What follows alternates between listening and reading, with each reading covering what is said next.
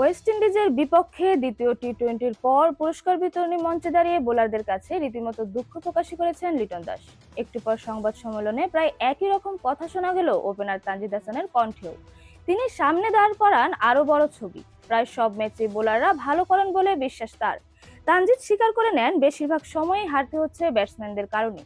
বাংলাদেশ দলের দুশ্চিন্তাটা লুকিয়ে আছে তানজিদের কথাতেই। আগামী ফেব্রুয়ারি-মার্চের টি-20 বিশ্বকাপের আগে বাংলাদেশ খেলবে আর মাত্র 4টি আন্তর্জাতিক টি-20।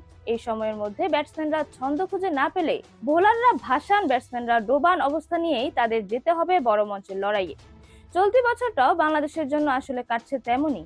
বোলারদের পারফরমেন্সের উল্টো দিকে ছুটেছেন ব্যাটসম্যানরা। পরিসংখ্যান অন্তত তেমনই বলছে।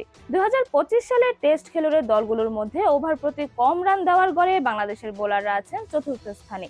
26 ম্যাচে গড় 7.83। বাংলাদেশের উপরে থাকা 3 দেশ আফগানিস্তান, ভারত ও জিম্বাবুয়ের বোলাররাও গড়ে ওভার প্রতি 7.5-এর উপর রান দিয়েছেন। এবছর আন্তর্জাতিক টি-20-তে অন্তত 10 ওভার বল করেছেন। এমন বোলারদের মধ্যে একমাত্র বাংলাদেশের মোস্তাফিজুর রহমানই ওভার প্রতি 6-এর কম রান দিয়েছেন। বাকি বোলাররাও প্রয়োজনের সময় নিজেদের কাজটা করে দিচ্ছেন নিয়মিত। অথচ তাদের এমন পারফরমেন্স ম্লান হয়ে যাচ্ছে ব্যাটসম্যানদের ব্যর্থতায়। ওয়েস্ট ইন্ডিজের কাছে হারের আগে বাংলাদেশ 4টি সিরিজ জিতেছে ঠিকই, কিন্তু বৈশ্বিক মানদণ্ডে ব্যাটসম্যানদের পারফরমেন্স ছিল সাদামাটা।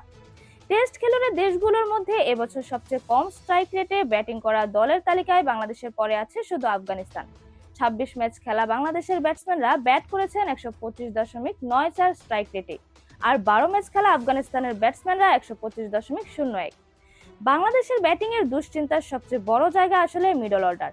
এই জায়গায় ঘুরিয়ে ফিরিয়ে খেলানো হচ্ছে জাকের আলী, তাওহিদ হৃদয়, শামীম হোসেন আর নুরুল হাসানকে। কিন্তু কেউই ভরসা হতে পারছেন না। শুধু যে রান করতে পারছেন না তা নয়, জাকির তাওহিদরা উইকেটে এসে দৃষ্টিকটুভাবে ভুগছেন। অফসাইডের বাইরের বলে তাদের দুর্বলতা এতদিনে জানা হয়ে গেছে সবারই, কিন্তু তা কাটিয়ে উঠতে পারছেন না তারা। আফগানিস্তানের বিপক্ষে ভারপ্রাপ্ত অধিনায়কের দায়িত্ব পালন করা জাকেরকে তাই বাদ দেওয়া হয়েছিল ওয়েস্ট ইন্ডিজের বিপক্ষে প্রথম টি-20-তে। দ্বিতীয় ম্যাচে একাদশে ফিরে রান তো করতে পারেনি। 18 বলে 17 রানের ইনিংসের প্রতিটা বলই হতাশা বাড়িয়েছে তাকে নিয়ে। চট্টগ্রামের দর্শকদের কাছ থেকে তাকে শুনতে হয়েছে দুধ্বনিও।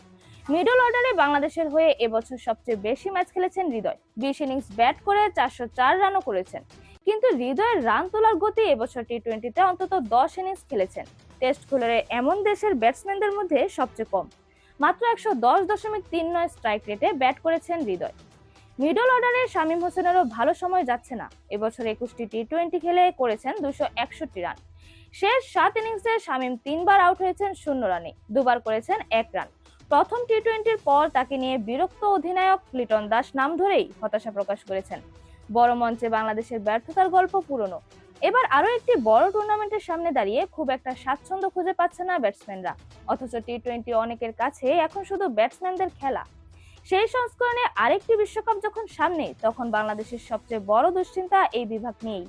ওয়েস্ট ইন্ডিজের বিপক্ষে আজ চট্টগ্রামের বীরশ্রেষ্ঠ মতিউর রহমান স্টেডিয়ামে ধবল ধোলাই এড়ানোর ম্যাচেও যদি ব্যাটসম্যানরা দুঃসময় কাটিয়ে না উঠতে পারেন, নির্বাচকদের হয়তো বাধ্য হয়ে বিকল্পের সন্ধানে নামতে হবে।